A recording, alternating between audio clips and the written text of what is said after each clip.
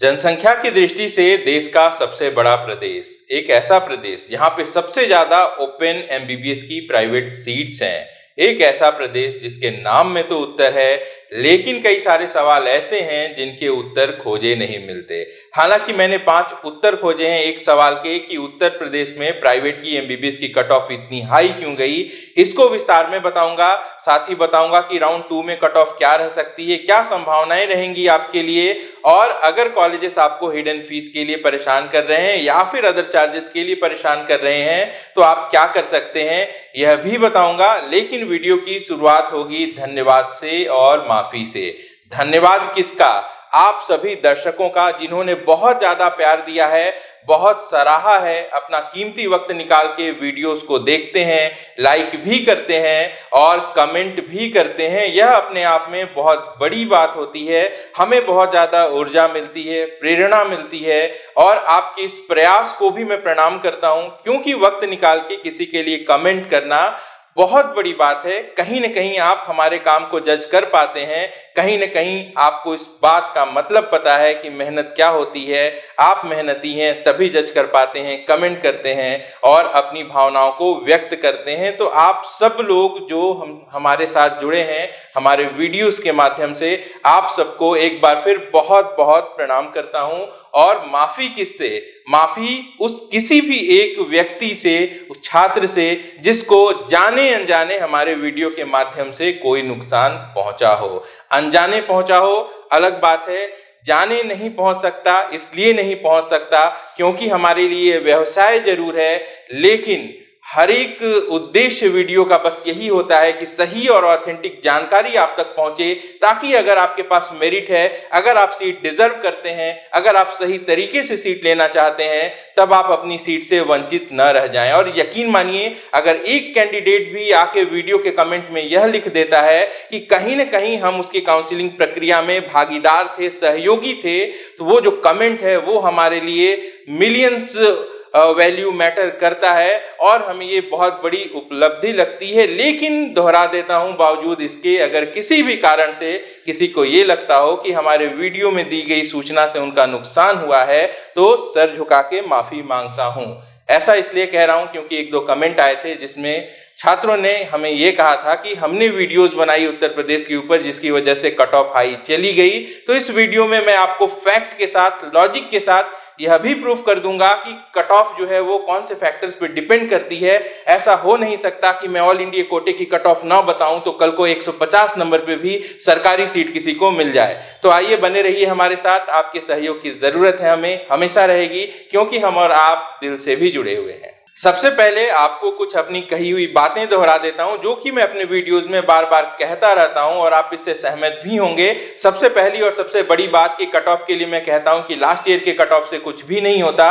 हर एक साल cut off का एक नया ट्रेंड होता है जो उस समय की प्रेजेंट सिचुएशन पर डिपेंड करता है। काउंसलिंग कब चल रही है, काउंसलिंग अर्ली हो रही है, डिले हुआ है, दूसरे जगह की काउंसलिंग कैसी चल रही है, फीस स्ट्रक्चर क्या है, ये सब के सब मुद्दे होते हैं और इस पे कहीं ना कहीं कट ऑफ जो है वो डिपेंड करती है। उत्तर प्रदेश के बारे में मैंने कई सारे वीडियोस बनाए हैं। मैंने हर बार यही कहा है कि उत्तर प्रदेश में प्राइवेट कॉलेजेस की संख्या 30 जरूर है, लेकिन अच्छे कॉलेजेस को गिना जाए तो आप 10 तक भी नहीं पहुंच सकते। आप मेरे पुराने वीडियोस में इस बात को वेरीफाई कर सकते हैं। तीसरी बात, मैंने यह तक कहा है कि उत्तर प्रदेश जो है वहां पे ऐसे कैंडिडेट जिनका स्कोर बहुत अच्छा है, 350 है, 400 है, उनको अवॉइड कर देना चाहिए। इससे बेटर ऑप्शंस उनको डीम्ड में या फिर साउथ के दूसरे स्टेट में मिल जाते हैं। उत्तर प्रदेश में फीस को लेके बहुत ज्यादा समस्या शुरुआत से रही है, काफी ज्यादा सरकार का नियंत्रण हो गया, फिर भी कॉलेजेस की जबरदस्ती है, हिडन फीस भी रही है। मैंने प्रूफ के साथ दिखाया किस तरीके से हिडन फीस ली जाती है उत्तर प्रदेश में। आप लोगों ने पूछा भी कि कहां कहां हिडन फीस है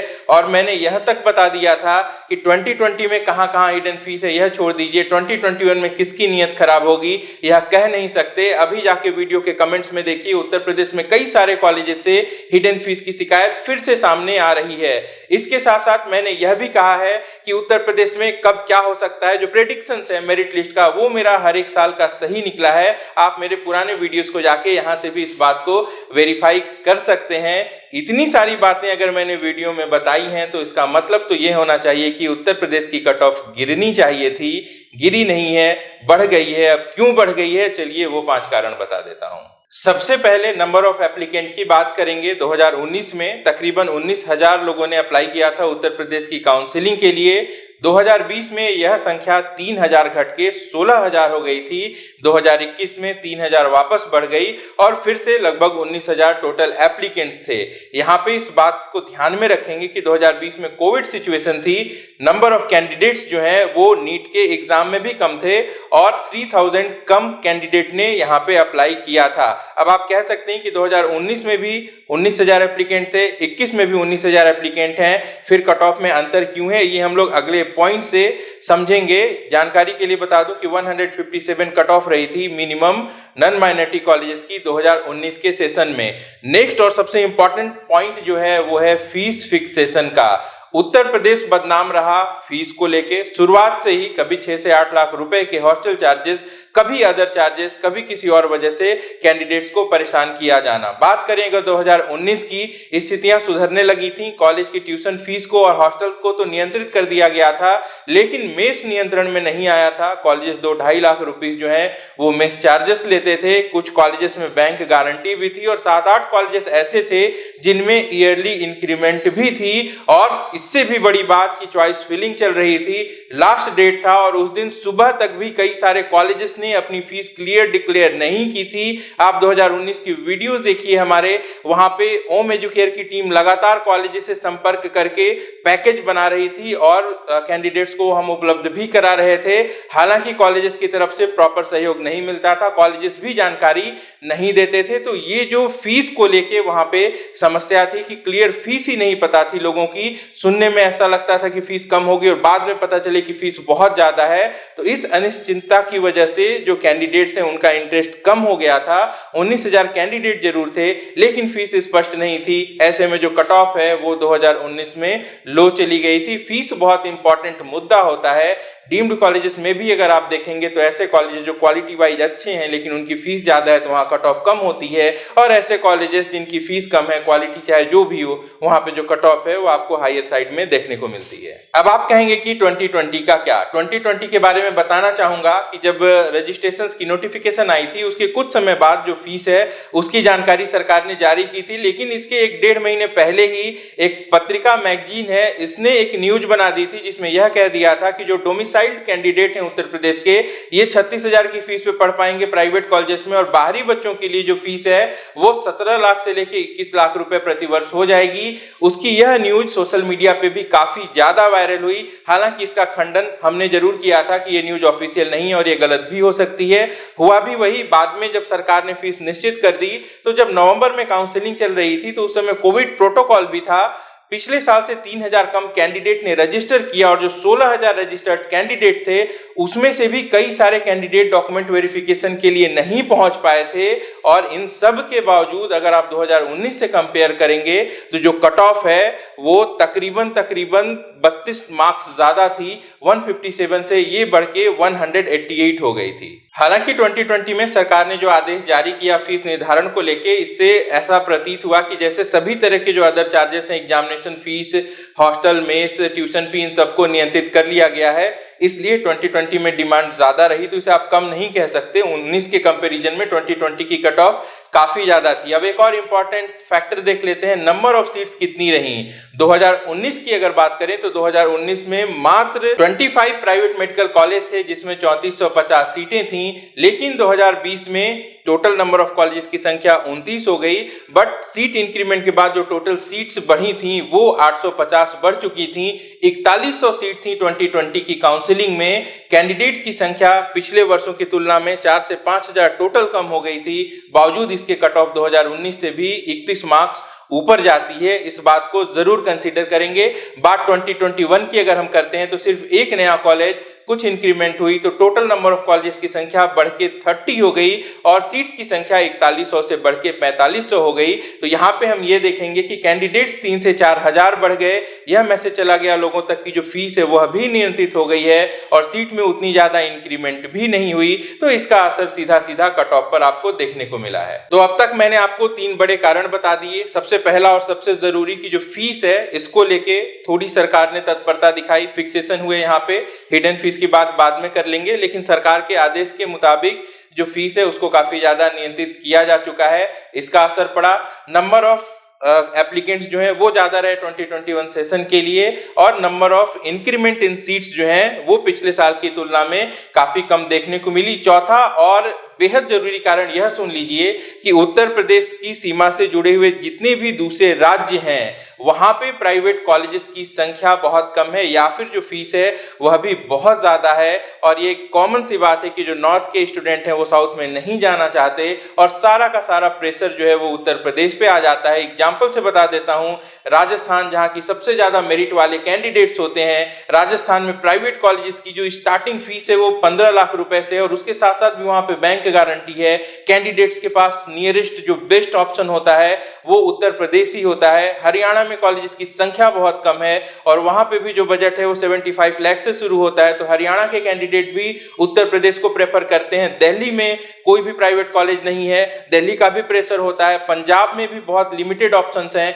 वहां से भी लोग आते हैं। उत्तराखंड में भी 2 ही प्राइवेट कॉलेज हैं, उनकी फीस भी ज्यादा है, उनका भी जो प्रेफरेंस होता है वो उत्तर प्रदेश ही होता है। मध्य प्रदेश की अगर बात करें तो मध्य प्रदेश में जो कट ऑफ है प्राइवेट कॉलेजेस की वो 475 के ऊपर ही रहती है, तो उससे कम स्कोर वाले कैंडिडेट के लिए भी उनका जो निकटतम स्टेट है उत्तर प्रदेश यही होता है। छत्तीसगढ़ में भी अमूमन यही हाल है कि 450 से ज्यादा स्कोर पर ही प्राइवेट की सीट मिलती है, बहुत कम कॉलेजेस वहां पे भी हैं, उनका भी प्रेशर होता है। इसके साथ साथ बिहार झारखंड स्टेट का भी यही हाल है। तो इतने सारे स्टेट हैं जहां पे अच्छी व्यवस्थाएं नहीं है, तो इन लोगों को उत्तर प्रदेश कॉम्प्रोमाइज करना पड़ता है। उत्तर प्रदेश कोई चॉइस नहीं होती, मजबूरी होती है। और इसी का असर आपको देखने को मिला है कि शारदा मेडिकल कॉलेज में, जो कि लोकेशन की वजह से प्रायोरिटी पे रहा है, 596 स्कोर जो है ओपनिंग स्कोर रहा है।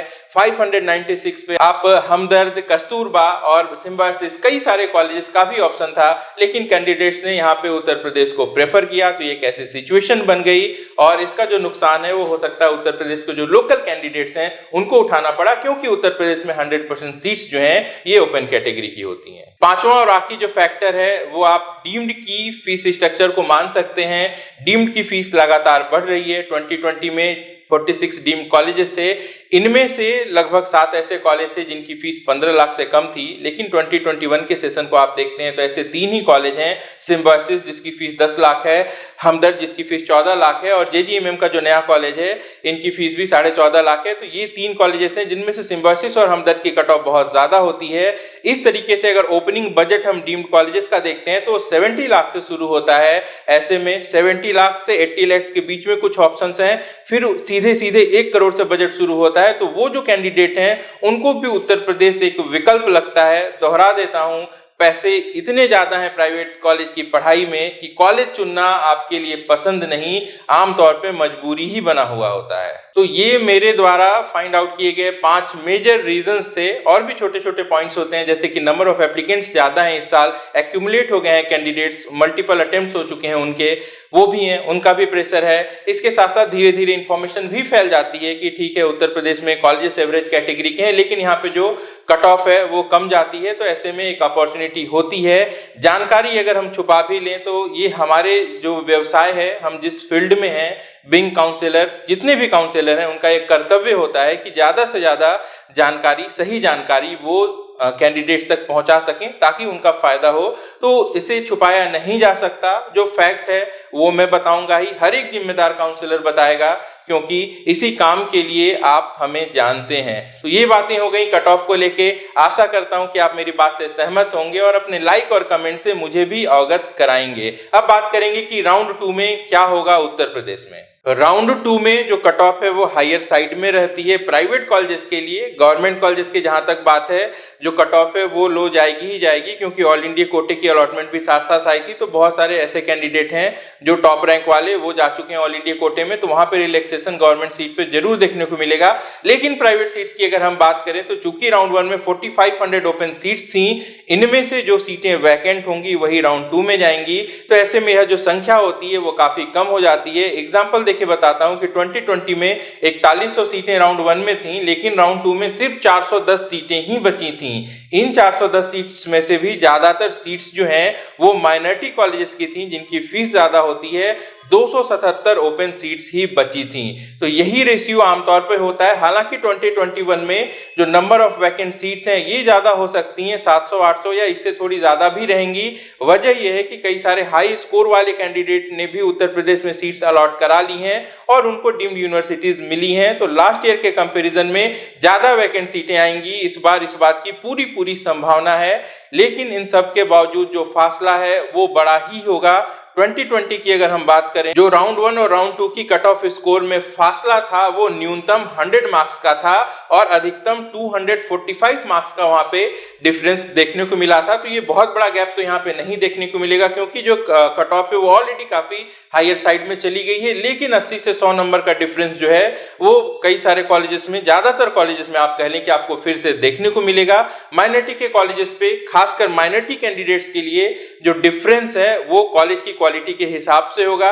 यानी कि जिस भी कॉलेज में ज्यादातर सीट्स खाली रह गई हैं वहां पे जो कट ऑफ है वो लो जाएगी। बाकी जो कॉलेजेस डिमांड में है, एरा, इंटीग्रल, इनके लिए बहुत ज्यादा फर्क कट ऑफ में आपको देखने को नहीं मिलेगा। लेकिन जो नॉन माइनॉरिटी की सीट्स हैं इनमें फिर से जो कट ऑफ है वो हायर साइड में ही रहेगी। तो ऐसे कैंडिडेट जिनका स्कोर कम है और जो राउंड 1 में वंचित रह गए हैं उत्तर प्रदेश से, उनको मैं यह सलाह दूंगा कि वो दूसरी स्टेट की काउंसलिंग में भी अपने आप को एलिजिबल कर लें और पार्टिसिपेट करते रहें, क्योंकि उत्तर प्रदेश से उनको राउंड 2 में जो उम्मीदें हैं वो कम ही रहेंगी। वीडियो के अंतिम हिस्से में बात करेंगे हिडन फीस के बारे में। हिडन फीस के लिए भी उत्तर प्रदेश खूब चर्चा में रहा है। हर साल शिकायतें आती हैं और अपने एक वीडियो में मैंने आपको एग्जाम्पल के साथ बताया था कि किस तरीके से गलत तरीके से छात्रों को परेशान किया जाता है और पैसे की उगाही की जाती है। तरह तरह के हथकंडे हैं कॉलेजेस के पास। आप में से कई सारे छात्रों ने मुझसे पर्सनल चैट में जब पूछा था तो मैंने 4-5 कॉलेजेस के नाम भी बता दिए थे। लेकिन 2021 में कई सारे नए कॉलेजेस के नाम इसमें जुड़ गए हैं और ऐसा आप सबने ही मुझे बताया है, जहां पे अलग अलग बातों से कॉलेजेस डिमांड कर रहे हैं छात्रों से पैसे के लिए। कहीं एसी हॉस्टल के नाम पे पैसे मांगे जा रहे हैं, तो कहीं यह कहा जा रहा है कि लॉन्ड्री के चार्जेस फिक्स हैं, बच्चे की इच्छा हो चाहे नहीं हो उनका कपड़ा कॉलेज जरूर धोएगा और उसके लिए जो चार्जेस हैं वो जरूर कॉलेजेस को उनको देने हैं। तो ये जो तरीका है यह काफी ज्यादा निंदनीय है। अगर कॉलेजेस घाटे में हैं, उनकी लड़ाई सरकार से होनी चाहिए, वो सरकार से लड़ें कि उनकी फीस बढ़ाई जाए, एनआरआई कोटा कर दिया जाए। सरकार तो एनआरआई कोटे का समर्थन करती है। राजस्थान जैसे राज्य में जहां की मेधावी छात्रों की कोई कमी नहीं है, वहां पे मैनेजमेंट की सीट्स भी सरकार ने बना रखी है सरकारी कॉलेजेस में और एनआरआई कोटा भी है वहां सरकारी कॉलेजेस में। ऐसे में प्राइवेट कॉलेजेस को भी एनआरआई कोटा दे दिया जाए। साउथ इंडिया में ऐसी व्यवस्थाएं हैं जहां पे कॉलेजेस में कैंडिडेट अगर अच्छी मेरिट है तो कम पैसे में पढ़ सकते हैं, या फिर अगर स्कोर कम है और पेइंग कैपेसिटी ज्यादा है तो भी पढ़ सकते हैं। तो इस तरीके से कॉलेज के भी अकाउंट को बैलेंस किया जा सकता है। कुल मिला के कहने का तात्पर्य यही है कि एक कैंडिडेट जानता है, उसके पेरेंट जानते हैं कि कितने मुश्किल से जो फीस की रकम है वो जुटाई जाती है, किस तरीके से कर्ज लिया जाता है, किस तरीके से प्रॉपर्टीज बेचनी पड़ती हैं। और इन सब के बावजूद अगर कॉलेज कैंडिडेट के ऊपर 2 लाख 3 लाख रुपए पर ईयर का बर्डन डाल देता है तो निश्चित रूप से यह जो शिक्षा का व्यवसायीकरण है यह घोर निंदनीय है। कॉलेजेस को सरकार से लड़ना चाहिए, वो सरकार से परमिशन लें, उसके बाद पहले से जब फीस डिक्लेयर होगी तो कैंडिडेट को उस समय ऑप्शन होगा चुनने का कि उसे उस बजट में जाना है या फिर नहीं जाना है। ऐसे में अगर आप भी परेशान हैं तो जो सबसे अच्छी सलाह मैं आप कैंडिडेट्स को देना चाहता हूं वो यही है कि आप अपने क्लास में जितने भी एडमिशन्स हुए हैं उसका एक ग्रुप तैयार कर लें। एकता में बहुत ज्यादा शक्ति होती है। गलत चीजों का आप विरोध करेंगे तो आप सबको एक समान फायदा होगा, क्योंकि इंडिविजुअली मैंने देखा है कि कैंडिडेट इस तरीके के जो भी नाजायज मांग होती है कॉलेज की उसको एक्सेप्ट कर लेते हैं, क्योंकि कई तरीके का डर होता है कि उसी कॉलेज में आपको पढ़ाई करनी है। इंटरनल्स बहुत सारे कॉलेज में एग्जाम्स होते हैं, उसका असर पड़ने लगता है। लेकिन गलत बर्दाश्त करना भी गलत होता है। अगर संगठन बना लेते हैं तो आप यूपी डीजीएमई को या फिर सीएमओ को भी कंप्लेन करके कॉलेज की शिकायत कर सकते हैं। जरूर करनी चाहिए, क्योंकि आप वहां पे अपने हक से पढ़ने के लिए गए हैं। जब सरकार ने फीस तय कर दी है, जब सरकार ने तमाम खर्चे तय कर दिए हैं, ऐसे में कॉलेजेस को गलत तरीके से कैंडिडेट से पैसे नहीं लेनी चाहिए। कैंडिडेट्स जो हैं वो मध्यम वर्गीय हैं, लेकिन जो कॉलेज हैं यह तो सक्षम है। इस तरीके की गलत चीजें बिल्कुल भी शोभा नहीं देती। लेकिन जो सबसे बड़ा काला सच है उत्तर प्रदेश का वो यही है कि हिडन फीस पहले भी थी, अभी भी है और कब तक रहेगी इस पे कुछ भी स्पष्ट रूप से नहीं कहा जा सकता। वीडियो लंबा हो गया, लेकिन उत्तर प्रदेश काउंसलिंग से जुड़ी कुछ बेहद महत्वपूर्ण जानकारियां मैंने आपको दी हैं। आप सबने अपना इतना कीमती वक्त दिया, इसके लिए आप सबको बहुत बहुत धन्यवाद। वीडियो को अब तक लाइक नहीं किया है तो जरूर लाइक कर दें। अपना और अपनों का अच्छे से ख्याल रखिए। मैं जल्द मिलता हूं। नमस्कार, जय हिंद।